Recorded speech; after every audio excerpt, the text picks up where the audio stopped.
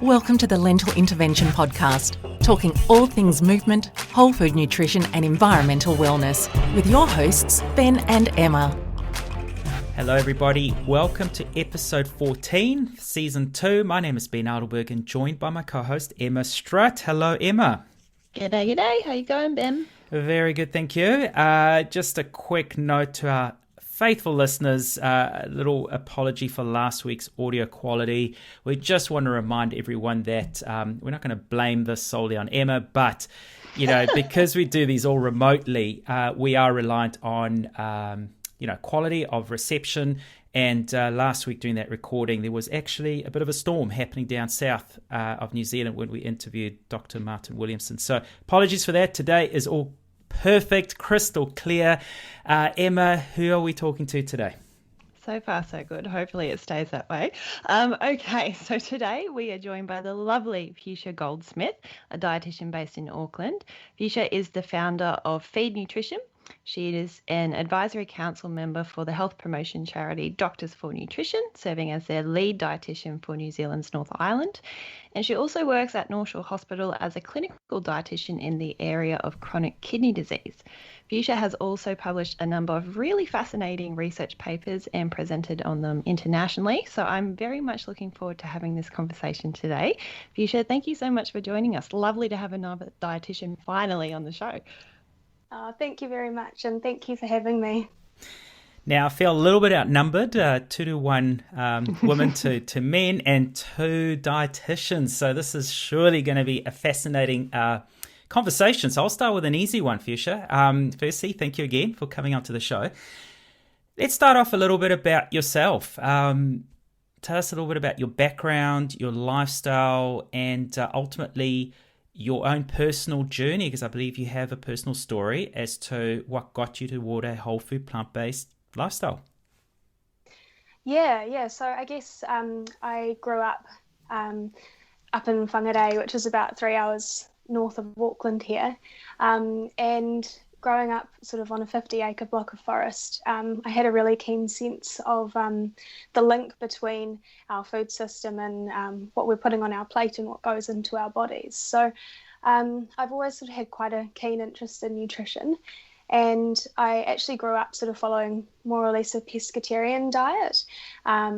We tried to grow as much of our own fruits and vegetables as we could on our property, and any sort of fish that snuck into the diet was sort of stuff that had been caught at our local beaches and seafood that we'd sort of collected locally. So that's sort of how I grew up. And then when I was about 11 years old, I sort of started to question this. I sort of had this sense of kind of dissonance. I didn't really understand why it wasn't okay to eat sort of chicken and beef, but it was okay to eat fish. And so at the age of 11, I sort of decided that didn't really make a lot of sense, and actually decided to go vegetarian. And at that time, and with the understanding I had then, I felt that was the best thing for my own health and for the animals as well. So I kept going with that for a number of years until I kind of had that same sort of sense of dissonance actually when I was eating sort of eggs and dairy products. So I was about 15 and sort of living in London, and sort of started doing a research project into the treatment of animals in the dairy and egg industry, I guess. And I was sort of quite shocked by what I saw, and seeing sort of what was happening in those farms sort of made me feel that there was no way that was good for our health. And so that's sort of what drove me to change my diet. And I actually changed my diet and followed a vegan diet for about a month without telling anyone, because I knew that I was going to get a bit of flack for it. So I did that for about a month, and at the end of that month, I just sort of, the concept of eating those foods again just didn't seem right to me. And sort of when, I guess, being sort of 14 and making that decision, I was sort of very strongly encouraged by my family to make sure that I was doing all of the research to make sure that I was following a healthy diet and that I wasn't missing any important nutrients. And so that's sort of where my interest sort of sparked in nutrition, because I wanted to make sure that I was doing it well. And sort of the more reading I did, the more I realised that that was in fact sort of the best diet, not just for my own health, but also for the health of the planet. So that's sort of been a big part of my journey into veganism. And you made that call so young. I mean, at 14, 15, I thought you'd be saying that your parents told you need to start eating meat for the nutrients, but instead they're telling you do your research. So it's a very refreshing and but yet unusual approach in terms of, okay, that's what you believe in, but prove it to us, to make sure that it's feasible. Totally, yeah. And I'm absolutely eternally grateful, especially to my mum, who really encouraged that. There was no point at which I felt shut down for making that decision. It was just sort of like, well, that's the decision you're going to make, do it well. Yeah, absolutely. So this upbringing, it got you interested in nutrition. So you went to uni, you studied your dietetics, and you were very involved in some really interesting research there. And I believe you did some traveling as well, all tied up with your degree. Can you tell us a little bit about that? Yeah. So I was incredibly lucky, actually. At the end of my undergraduate degree, I got a scholarship to do some research on epigenetics, which was actually my favourite topic of the undergraduate degree, and is still something I'm really interested in. And so through that research project, I was actually able to spend a summer sort of focused on looking at the sort of exact interaction between certain compounds in foods and how that influences how we express the genes on our DNA, which is kind of like that critical piece of information that really links, I guess really proves the phrase "you are what you eat." Like, you can change your gene expression by simply what goes in your mouth. Has that changed the way you eat? Oh, definitely, yeah. Yeah.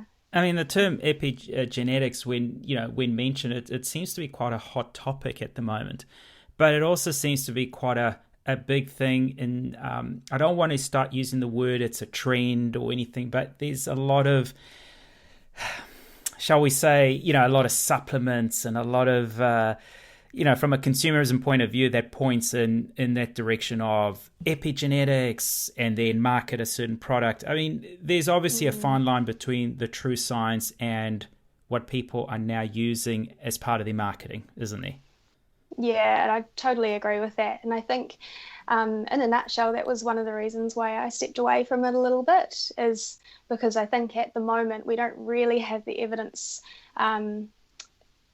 strong enough to actually support those day-to-day changes in a lot of ways. So I think the science is still so young, but it's got such an enormous amount of potential. But I guess, yeah, like you say, I do often see it oversold. Now, Speaking of selling food, doing a little digging through your LinkedIn profile, as I tend to with a lot of people, is the one, I guess, a role that I saw was like, oh, this is a bit different. My food bag.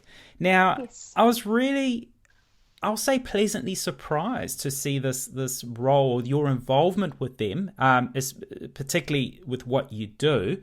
So my food bag, to our listeners that are not aware, I mean, there's a lot of similar brands, but basically it's a subscription-based, there are variances, but it's a subscription-based setup whereby you get foods delivered, and they might include recipes, and it basically facilitates, it replaces your shopping, it replaces your need to think.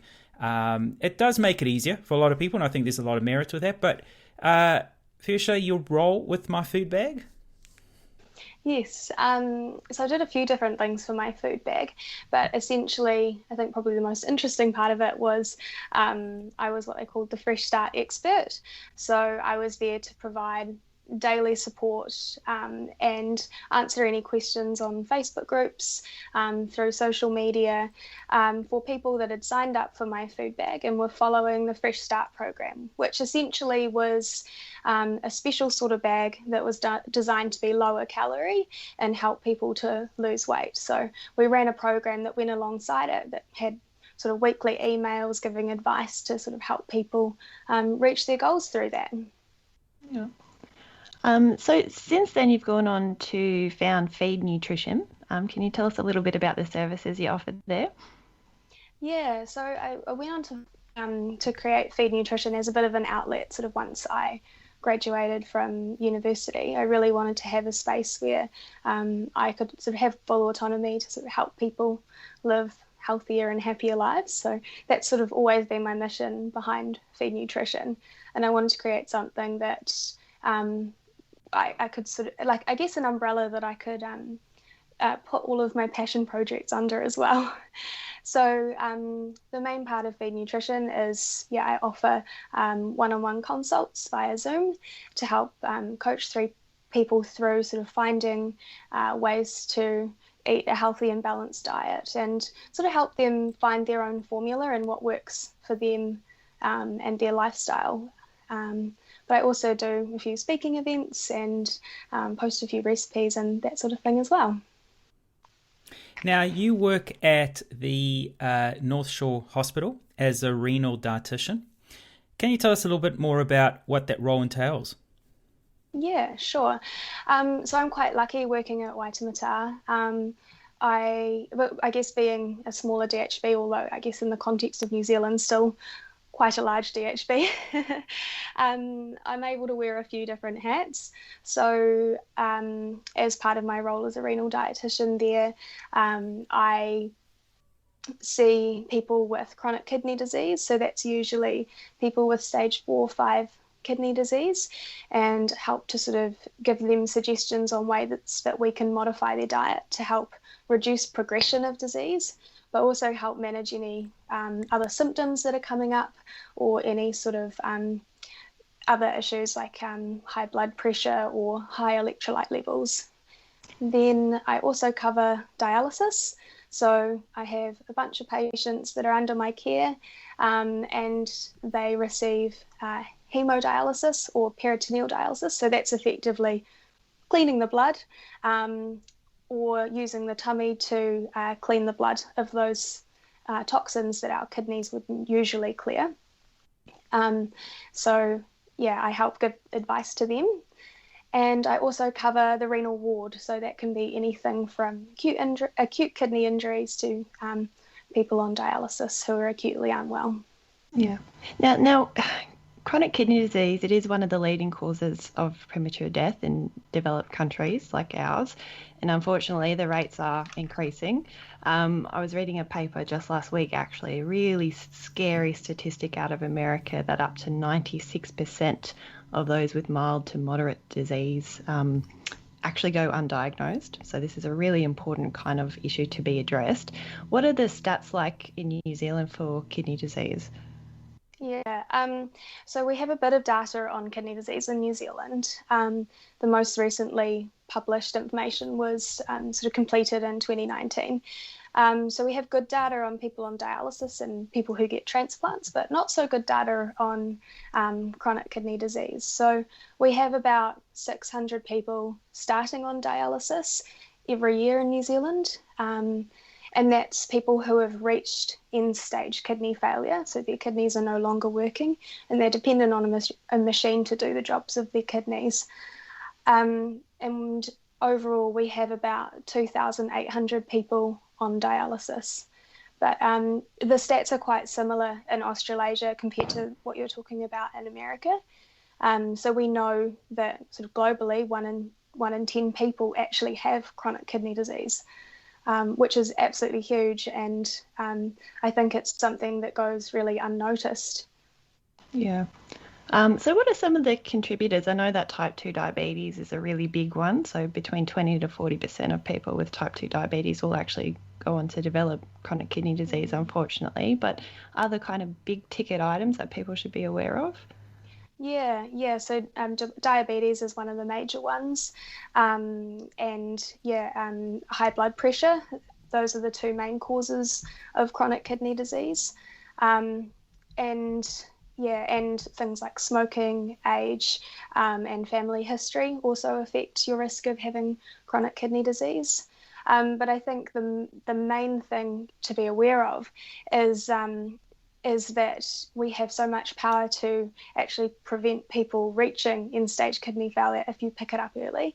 And like you say, with only potentially 4 to 10% of people actually knowing that they have chronic kidney disease, it's really, really important to make sure that you're getting tested if you have any of those risk factors. In Australia, they recommend that you get a kidney health checkup every 1 to 2 years if you have any of those risk factors like diabetes, like cardiovascular disease, like being over 60, smoking, those sorts of things. Yeah, and when you say checkup, are you just meaning as easy as going and getting the blood test to check your GFR, or are there other certain tests that people should be looking at once they reach a certain age? Yeah, so the GFR test is a really good indication of your kidney function. They might also want to do a urine test depending on what sort of risk factors you've got as well. But if you can pick kidney disease up early, you can actually halve the progression rate. So you can effectively double your time before reaching end stage and potentially even not get there if you pick it up at the right time. So a key factor is picking up the issues early before it becomes so severe in terms of stage 4, stage 5. What are some of the symptoms one might exhibit? So that's part of the issue, is there's generally not too many symptoms until you reach stage 4 or 5. So your kidney's pretty wonderful at compensating. And so it's generally not until you reach sort of 15 to 30% kidney function that you might get symptoms. So that's why that regular screening is super, super important. But I guess if you are sort of reaching that stage, some things that you might want to look out for are things like fluid retention. So you might get puffiness around the ankles if you're spending a lot of your day sitting. If you're waking up short of breath, that can mean that you've got a little bit of fluid retention in your chest as well. So things like that can be signs of kidney disease. But you definitely want to aim to pick anything like that up before you're symptomatic. Yeah, and I mean, the kidneys are a very vascular organ as well, so there's a bit of overlap here with recommendations to cardiovascular disease. But in terms of nutrition, what should we all be doing to optimize our kidney health? What should we be eating? What should we be avoiding? Yeah, I guess, like you say, it is pretty similar to the general dietary recommendations for good health. So if you're wanting to protect your kidneys, make sure that you stay really well hydrated. Don't let yourself get too dehydrated. Our kidneys like to have plenty of fluid and water going in. And making sure that you're eating plenty of fresh fruits and vegetables. That's really, really important too. If you know that you have diabetes or high blood pressure, making sure that you're taking the right actions to manage that as well. So managing your blood sugars or helping to keep your blood pressure down. So that might be through sort of looking at how much salt you have in the diet as well. We know that most of us eat too much salt, so bringing that down can be really helpful. So on the topic of nutrition, you mentioned salt. Are there any other particular foods that would contribute to the issue? Yeah. So I think any sorts of processed foods are definitely less than ideal, especially processed meats and foods that are high in saturated fats. Sugar sweetened drinks as well are another big contributor. So those would be the main foods that I'd be saying to avoid if you want to encourage kidney health. Yeah. So I know once upon a time there was a recommendation for CKD patients to adhere to the lower protein diet to reduce the uric acid buildup and the potential for nephrotoxicity. But something we need to be careful about in this population, obviously, is cachexia, so a wasting syndrome. And really interesting, something that I've been reading more and more of in the more recent kind of scientific papers on diet and kidney is rather than recommending a decrease in protein per se. There's actually a push to just recommend a change of protein source, so change to plant proteins rather than the animal proteins. I'm wondering if you could unpack for the listeners a little bit just the key differences in protein from plants as opposed to protein from animals in terms of kidney health. Yeah, sure. So I guess to start off with, you've got quite a different protein density from animal-based proteins and plant-based proteins. So, for example, a portion of meat is going to have more grams of protein than sort of a comparative plant protein source, because our plant proteins, they're also packaged with more fiber and other nutrients. So simply by doing a swap, you're probably going to reduce total protein intake. So just to begin with, that can be a big help for people who are really struggling with reducing their protein intake. With your plant-based proteins as well, we also have a lot more positive nutrients in there. We've got more fiber. Constipation is a big issue for a lot of our people on dialysis and with chronic kidney disease. That's really helpful. And you get less toxins produced from plant-based proteins. So from animal proteins, you get more uremic toxins, which is not so good for our gut health. And it also creates more toxins, which are damaging to, like you say, those tiny little nephrons in the kidneys. Whereas our plant-based proteins with the fiber, they also encourage growth of more beneficial bacteria in the gut, which helps to reduce the burden of toxins in the blood that are going to be damaging to your kidney. So absolutely, yeah, there's a lot of emerging research showing that that plant proteins are much better for the kidney than animal proteins. Now, when you talk about total protein intake, is there a concern consuming protein powders, protein shakes, because of that total, even if it's a plant-based protein, which tends to be isolated, so it doesn't have the fiber, as you mentioned, is a good thing. Is that an issue? Too much protein in general, even? I think it would depend on the case, really, and depends on sort of what your training requirements are as well. I think, our protein requirements vary quite a lot person to person. So, I think protein powders can be a good way to sort of help you reach your goals if you need it in a convenient way. But I think if you're having a lot of shakes in a day, then rather than having your protein from whole food sources, that could be an issue. Yeah. Now, when the kidneys are compromised during renal failure, you've already mentioned this, they can't excrete certain nutrients properly, so the phosphate and the potassium. And that can end up with the development of high levels in the blood, which can be a bit problematic. So again, once upon a time, older research was basically suggesting that we should tell kidney patients to lower their phosphate and their potassium intake across the board, whether it comes from animal or plant sources.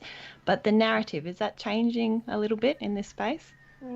I think amongst dietitians, it's changed hugely. Like you say, there's more and more evidence sort of coming out that points in a different direction. I think traditionally there has been that approach, although certainly throughout my career, it's only ever been restriction based on blood levels. So we take monthly bloods for all of our dialysis patients, so we don't restrict anything that's within an acceptable range. But yes, there's a lot of change in perception of that. And actually, our Auckland regional renal dietitians are currently reworking all of our resources for patients to actually reflect that. I think the way that we talk about potassium phosphate has changed hugely as dietitians, but I think the information that we find online is still the same information. So that causes a big disconnect for our patients and can be really confusing. But essentially, maybe it's easier if I maybe discuss phosphate and then potassium, because they're quite different. So maybe if I start with phosphate. So phosphate from plant foods is quite tightly, it's complex with a lot of other things, so we don't absorb it that well. So high phosphate plant foods are less likely to push our blood levels up than high phosphate animal or dairy foods.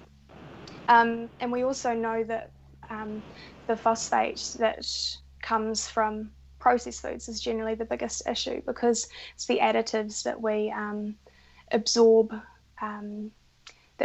almost sort of 90% of. And when they're additives, they can be put in quite high doses and have quite a big impact on our blood levels. So it's like when we talk about phosphate, we're generally targeting processed foods, processed meats, looking at animal protein intake, maybe then dairy, and then if we still haven't managed to resolve it, we might look at nuts and seeds. So yeah, I think we generally tend to focus away from sort of plant-based phosphate. And then I guess potassium is a little bit different. So potassium can, traditionally has been very focused around fruits and vegetables. And that's also come from a place where we've actually in the past overestimated protein requirements for people on dialysis. So when people have created guidelines for potassium, they've sort of written in the fact that dialysis patients need to be eating this amount of meat, and that's something that has changed a lot in our practice. So so we're moving the focus away from fruits and vegetables with potassium a little, because the fruits and vegetables that are higher in potassium are also good for our health in other ways. And potassium from fruits and vegetables as well, it's also more alkalizing, so how that impacts on our blood levels is a little bit unclear. So there's definitely still a lot of work that needs to be done in potassium, but there are lots of ways around that too. So you can still choose lower potassium fruits and vegetables, and you can also effectively remove potassium by sort of like washing your foods as well. So like using wet cooking methods like boiling and poaching can actually pull a lot of potassium out because it's very water soluble. So is there perhaps let's be optimistic here, but amongst the renal dietitian community, is there perhaps a bit of a movement towards understanding the bigger benefits of plant-sourced foods, fruit, vegetables, etc., and like you say, nuts and seeds can be a little bit touch and go depending the level of extremity, versus the more so detrimental effects of, well, you still got to consume your meat, your eggs, your fish, even if it's organic, even if it's this, that, whatever, because of the bigger picture. Some concerns with fruit and veg, but it's overarching benefits of fiber and all the other minerals and vitamins and so on. So is there perhaps a bit of a shift happening globally? Yeah, I definitely think so. And I think that's sort of been reflected in our new Kudoki guidelines as well. While they didn't really talk too much about sort of different types of protein through their recommendations on total protein intake, that's, like I said earlier, with your very low protein diets, it's almost only achievable through a vegan diet. But certainly within my circles as well, there's a lot of discussion around plant-based diets and what potential that has for our patients as well. So it's very much a hot topic amongst renal dietitians. And really it's what's driven our working group to actually look at redesigning a lot of our resources that we give to patients. That's so encouraging. That's fantastic to hear. It really is. What about the uptake with patients? Are they keen to be adding in more beans and less beef? Honestly, it is such a spectrum. And it's often the least people you'd expect that are the most enthusiastic advocates. So I think when it comes to like the chronic kidney disease, like before dialysis, a lot of people are really happy to start by having a couple of vegetarian meals per week. Some will be open to going sort of completely vegetarian, and others will not even be open to having slightly less than sort of 3 to 4 serves of meat in a day. It's a huge variety. Now, one thing I just want to sidetrack a little bit, and it's going to come from my end, and I hope I don't put you on the spot too much, but you've touched on a few things here. One is the importance of hydration. Sufficient hydration is good for kidney health. Now, coming from my background, endurance sports, and I don't necessarily mean super ultra events, even as much as marathons. Now, marathons are a lot for a lot of people, but anything that's excessive, there's quite a few papers out there with the link of, excessive heat, which is then linked to, poor hydration or insufficient fluid intake, among acute kidney injuries within the endurance community, so a lot of endurance sports. Have you come across any of that, or have any thoughts on that topic specifically? In terms of coming across it, I would have to say that in 2 years practicing as a renal dietitian, it's not something that has come under my nose. I haven't been made aware of a single case, but having said that, we don't necessarily always see all of the acute kidney injuries. They don't necessarily come under a renal service.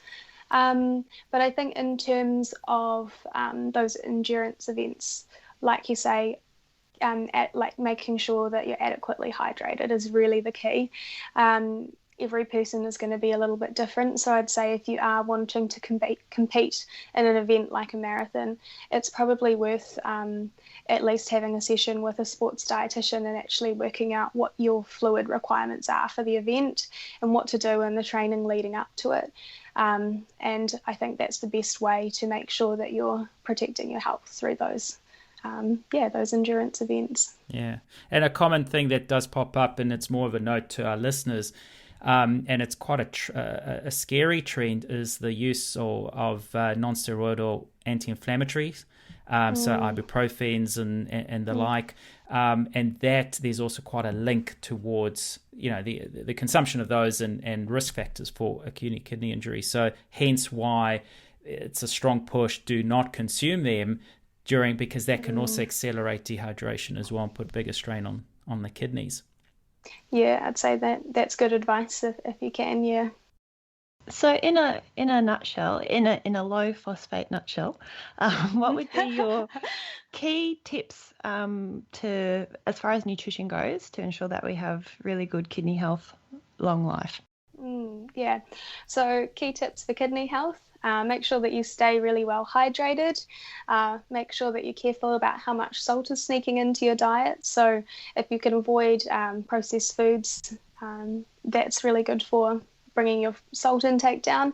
Making sure that you're focusing your diet around having plenty of fresh fruits and vegetables, plenty of whole grains, and a good variety across the food groups. Perfect. Amazing. Fuchsia, this has been brilliant. It's so nice to have conversations that are very specific. For some people, it might not that interesting, but I think it is important sometimes to deep dive into certain very specific topics. So thank you. But it should be important for everyone, though, considering those stats about how many people don't know they have this issue. 100%. So, yeah.